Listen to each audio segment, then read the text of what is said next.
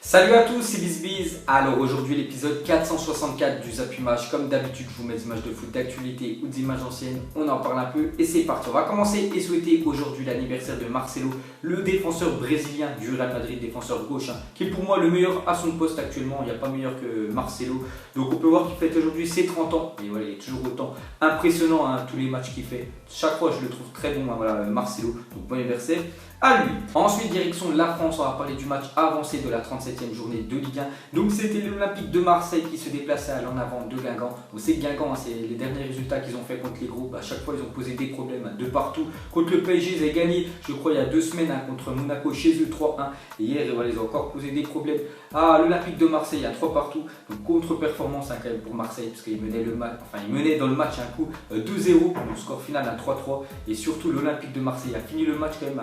Ils ont joué à 9 contre 11, Steve Mandanda, le gardien, a pris un carton rouge, et aussi Bounassar qui est sorti en fin de match. Je vais vous donner des nouvelles de lui juste après. Donc voilà les gars, Marseille, pas super leur résultat, parce que si Lyon et Monaco ce soir s'imposent lors de la journée de Ligue 1, qui est ce soir en multiplex, tout simplement Marseille finiront 4e cette année. Ensuite on continue avec l'Olympique de Marseille, touché à l'épaule. Bounassar est sorti face à Guingamp et semble très incertain pour la finale de la Ligue Europa. N'oubliez pas que la finale quand même est mercredi. Donc Bounassar déjà s'était blessé, je me souviens, en quart de finale retour quand Marseille avait accueilli le RB Leipzig. Il était sorti sur blessure parce que son épaule avait été déboîtée. Donc hier la même chose, il est mal tombé sur son épaule. Donc après il a fait un petit message sur Instagram pour donner de ses nouvelles. Donc il a dit: bonsoir la team, mon épaule n'a pas tenu ce soir, mais ne vous inquiétez pas, elle a déjà été remise en place à l'hôpital. Aucune inquiétude, pour la finale de mercredi je serai prêt pour jouer. Donc voilà ce qu'a dit Bounassar. Donc déjà on peut voir que son épaule a été remise à l'hôpital, tant mieux pour lui, et surtout d'après lui il sera apte à jouer. On sait que pour l'Olympique de Marseille il le faut absolument, parce que cette année il fait vraiment une très bonne saison, Bounassar. Ensuite les gars, on clôture cette page Ligue 1, donc on parlera du reste des autres matchs de la 37e journée de Ligue 1 lundi dans le prochain Zappy Match. Et nous on va parler de la Ligue 2, car hier c'était la dernière journée de Ligue 2 et on peut voir tous les résultats de cette dernière journée de Ligue 2. Donc il y a déjà eu pas mal de buts, 37 buts pour cette dernière journée de Ligue 2. Donc on peut voir le classement final. Donc Reims premier, de toute façon on savait déjà qu'ils allaient terminer premier, Reims deuxième, Nîmes, donc Reims-Nîmes l'année prochaine en Ligue 1. On peut voir troisième Ajaccio, quatrième Le Havre et cinquième Brest. Donc voilà le classement final de cette Ligue 2. Ensuite, pour continuer avec la Ligue 2, on peut voir le programme des playoffs pour la montée en Ligue 1. Donc déjà mardi 15 mai, donc mardi là, il y aura Le Havre qui est arrivé 4e cette année, recevra Brest. Donc le vainqueur se déplacera à Ajaccio qui a terminé 3e, et le vainqueur entre Ajaccio contre Le Havre ou Brest rencontrera le 18e de Ligue 1, match aller et match retour. Donc voilà le programme des playoffs cette année. Ensuite on continue avec la Ligue 2. Donc hier j'avais dit que 998 buts ont été inscrits avant la dernière journée de Ligue 2. Donc il manquait seulement 2 buts lors de la dernière journée en Ligue 2 pour dépasser, on peut dire, la barre des 1000 buts. Et ils ont fait encore mieux, comme j'ai dit tout à l'heure, il y a eu 37 buts inscrits. Donc en tout cette année en Ligue 2 il y a eu plus de 1000 buts, surtout 1035 buts ont été inscrits cette année. Donc c'est le record de la Ligue 2. Ensuite officiel, regardez le barrage d'accession à la Ligue 2. Donc ce sera Bourg-en-Bresse qui finit 18e de Ligue 2, qui recevra le 3e de National 1, c'est Grenoble. Donc voilà les gars, match aller et match retour. Ensuite officiel, Quevilly-Rouen termine 19e de Ligue 2 et est relégué en National 1. Donc ils accompagnent un Tours. Donc Tours, ça faisait pas mal de temps qu'on savait que l'année prochaine ils allaient jouer en National. Ensuite on va parler des Herbiers. Vous vous souvenez, ils ont joué mardi en finale de Coupe de France contre le Paris Saint-Germain. Donc on peut voir que les Herbiers est relégué en National 2. Donc hier ils ont perdu les Herbiers contre Béziers, qu'on va parler juste après. Donc voilà les gars, l'année prochaine les Herbiers sont relégués en National 2. Donc ça équivaut, on peut dire, au CFA. Ensuite officiel, l'AS Béziers est promu en Ligue 2 pour la première fois de son histoire. Donc c'est eux qui ont gagné contre les Herbiers. Donc l'AS Béziers et Red Star l'année prochaine en Ligue 2. Ensuite les gars, on clôture cette page, on peut dire Ligue 2 et National. On va parler du reste de l'actu. On va commencer avec la une Journal Sport en Espagne. C'est marqué: Arthur signera en juillet prochain au FC Barcelone et rejoindra le club en janvier. Donc voilà, parce qu'il ne veut pas rejoindre le club en 2018, pour rejoindre seulement en 2019 Arthur. Donc lui, il a le même profil que Andrés Iniesta. On sait qu'Iniesta part, donc c'est un jeune joueur brésilien. Donc voilà les gars, c'est officiel. Ensuite, la Real Sociedad jouera son dernier match de championnat avec une exécution en l'honneur de Xavi Pietro, donc 34 ans, qui prendra sa retraite à l'issue de la saison après 530 matchs disputés avec le club. Donc là-bas, c'est vraiment une légende, Pietro. Donc on peut voir voilà, qui va mettre un terme bien sûr à sa carrière de footballeur, et toute l'équipe lors du dernier match de Liga jouera avec sa tête en écusson. Ensuite, une déclaration de Andrés Iniesta. Il a dit: Griezmann est l'un des meilleurs attaquants du monde et je ne sais pas ce qui va se passer dans le futur. Aujourd'hui, il est à l'Atlético. S'il finit par venir au Barça, ça serait un grand transfert. Donc voilà la déclaration d'Andrés Iniesta. Donc jamais ils pourront jouer ensemble avec Iniesta. Voilà, va partir. Griezmann va sûrement arriver au Barça. Mais voilà, il a dit pour le Barça, ce serait vraiment un plus que Griezmann signe dans le club.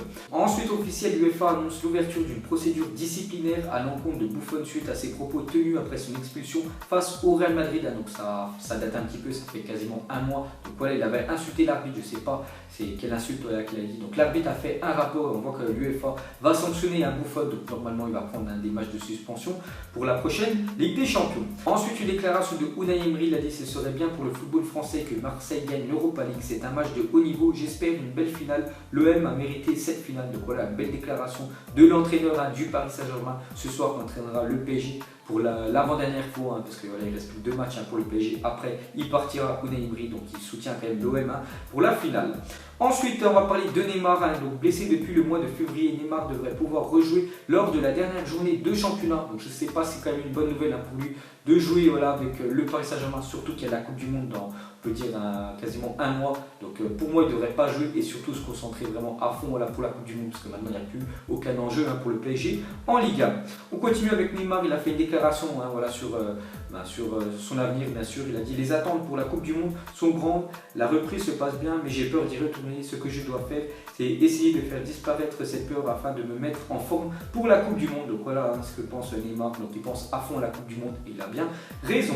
Ensuite, on va continuer avec un autre Brésilien, et cette fois-ci, c'est quand même une très mauvaise nouvelle pour le Brésil. Donc officiel, Dani Alves est forfait pour la Coupe du Monde 2018. Donc il s'était blessé contre les Herbiers mardi soir lors de la finale de la Coupe de France. Je sais plus, je crois que c'était à son genou. Et cette fois-ci, c'est officiel, il ne disputera pas la prochaine Coupe du Monde. Donc voilà, un coup de théâtre quand même pour l'équipe brésilienne. Donc Neymar revient voilà, de blessure. Lui, les gars, voilà, sera blessé. Donc à la base, il devait être blessé, je crois, pendant 3 semaines minimum. Et en fait, c'est beaucoup plus grave sa blessure. Donc voilà, pas de Dani Alves quand même avec le Brésil. Pour la Coupe du Monde, on sait qu'il a beaucoup d'expérience, il aurait pu faire un bien fou à cette équipe brésilienne. Ensuite, on continue avec le Paris Saint-Germain. Hier, Nike ont dévoilé les prochains maillots du PSG, donc ce sera le maillot domicile, ils n'ont toujours pas montré le maillot extérieur, donc voilà, ce sera ça, le maillot domicile du PSG, donc avec une photomontage avec Neymar, donc on voit que ce sera le même que l'année dernière. Au lieu que ça soit une barre rouge, ça sera voilà, avec des traits un petit peu partout. Donc je le trouve vraiment très beau, le prochain maillot du PSG que je commanderai et je vous le montrerai. Et pour continuer avec le prochain maillot du PSG, on peut voir que le retour du flocage rouge pour le nouveau maillot du PSG, puisque cette année le flocage voilà, du Paris Saint-Germain, parce qu'ils mettaient un nom de joueur derrière, c'était en blanc et ils vont repasser en rouge. Ensuite, officiel, Guingamp présente ses nouveaux maillots 2018-2019. Voilà les 3 prochains maillots de Guingamp. Il y a des supporters de Guingamp qui me regardent. Et aussi les prochains maillots voilà, de Crystal Palace qui dévoile ses prochains maillots pour la saison 2018-2019. Donc maillot extérieur et maillot domicile. Ensuite, officiel, Robben et Rafinha prolongent jusqu'en 2019 leur contrat avec le Bayern Munich. Donc 2 anciens quand même du Bayern Munich, parce qu'ils sont plutôt âgés ces deux-là. Donc ils reprolongent d'une saison avec le club d'Allemagne. Ensuite, une déclaration de Nabil Fekir par rapport à la liste de Deschamps qui va bientôt tomber, elle va tomber jeudi prochain. Donc il a dit: la liste est dans un petit coin de ma tête sans être une obsession. Je me suis fixé cet objectif et je veux aller en Russie. Ne pas y être, ce serait une très grosse déception. Donc voilà ce qu'il a dit au journal L'équipe à Nabil Fekir. Donc il pense quand même beaucoup à la liste de Deschamps. Donc on verra s'il va l'appeler. Pour moi, quand même, Deschamps devrait l'appeler parce qu'il a fait quand même une très bonne saison. Fekir. Ensuite, les supporters de Liverpool ont élu Mohamed Salah joueur de la saison. Donc c'est amplement mérité pour Mohamed Salah, qui est cette année au même niveau que pour moi voilà, que Messi et Cristiano Ronaldo. Voilà, il survole le football, on a bien vu. Il a vraiment emporté cette équipe voilà, de Liverpool jusqu'en finale voilà, de la Ligue des Champions, même si encore Sadio Mané, même si encore plein d'autres joueurs bien sûr de Liverpool, mais vraiment très bon Mohamed Salah, donc c'est amplement mérité pour lui. Ensuite, les gars, officiel, le groupe de la Russie pour la prochaine Coupe du Monde 2018. Donc c'est le premier groupe quand même que je vois voilà, d'une équipe pour la prochaine Coupe du Monde. Donc ça sera la Russie, donc le pays quand même organisateur. Donc on peut voir tous les noms des joueurs, donc je ne vais pas vous les citer un par un. Ensuite, 47, la stat. Donc on peut voir que Lyon a inscrit 47 buts à l'extérieur en Ligue 1 Conforama cette saison. C'est le deuxième total le plus élevé dans l'histoire de cette compétition. Avant c'était RC Paris, 51 buts en 1959-1960. Donc Lyon a 47 buts, il se déplace encore une journée, donc c'est ce soir à Strasbourg. Donc s'ils marquent 4 buts à Strasbourg, donc c'est quand même compliqué, mais 4 buts à l'extérieur, ils seront au même niveau que le RC Paris dans les années 1960. Ensuite, jetez un coup d'œil aux affiches de la journée. Donc ça joue en Ligue 1, en Liga BBVA, en Serie A et en Bundesliga. Donc en Allemagne, ces dernières journées aujourd'hui. Donc Serie A et Liga BBVA et Ligue 1, il reste encore 2 journées. Et aussi la première Ligue 1 où ça se clôture ce week-end.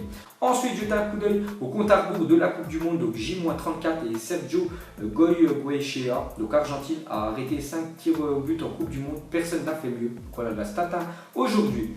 Ensuite, l'attaquant anglais Akinfenwa célèbre la montée de son club Wycombe en Ligue 1 avec son coach. Ce gars a des cuisses à la place des bras. Donc on sait que lui c'est le joueur le plus musclé dans le monde du football. Donc regardez quand même ses bras. Donc son équipe va monter en 3e division anglaise. Donc vraiment bravo à lui. Ensuite, pour ceux qui jouent encore à FIFA et surtout sur le mode FIFA Ultimate Team, donc on peut voir qu'hier l'eSport ont dévoilé la TOTS Liga, et on peut voir de gros joueurs avec des grosses notes, bien sûr Ronaldo 99 de note générale, Messi 98 de note générale, on peut voir aussi Toni Kroos 96 de note générale. Pareil qu'Antoine Griezmann, on voit 2 Français, Griezmann à 96 ou aussi Hernandez, un des défenseurs de l'Atlético de Madrid. Et pour finir la question aujourd'hui, c'est Antoine Griezmann est-il l'égal de Zinedine Zidane? Donc on voit qu'il y a pas mal de votants, donc oui, plus de 14 000 personnes ont dit oui quand même, et non, plus de 8 000 personnes. Donc pour moi, perso, bien évidemment que non, Griezmann est encore très loin de la carrière de Zinedine Zidane. Donc je pense à les votants, c'est plutôt des personnes vraiment très jeunes qui n'ont pas connu le parcours de Zinedine Zidane. Pour les plus anciens, on sait que Zidane, pour moi, c'est le meilleur joueur français de l'histoire du football français. Donc pour moi, je mettrai non. Après, vous mettrez tout ça pour vous, votre choix en commentaire. Donc voilà les gars, la fin des Zappimage 464. Donc si ça vous a plu, un petit like et je vous ferai l'épisode 465 lundi. Donc moi je vous laisse et je vous dis à la prochaine comme d'habitude. Ciao à tous. Je suis au Mama Shelter, je sais même pas comment s'appelle, elle doit passer vers 20h. Les yeux rivés vers le ciel, en vrai j'ai mal, j'y pense encore. Mon poteau en cellule, il me manque c'est quand qu'il sort. Ok je me cale, toujours au fond du car. Comme au virage, à Marseille ça crie aux armes. J'ai pas le permis, vas-y la mise prend les commandes. Ne fais pas la pilote, n'oublie pas c'est qui commande.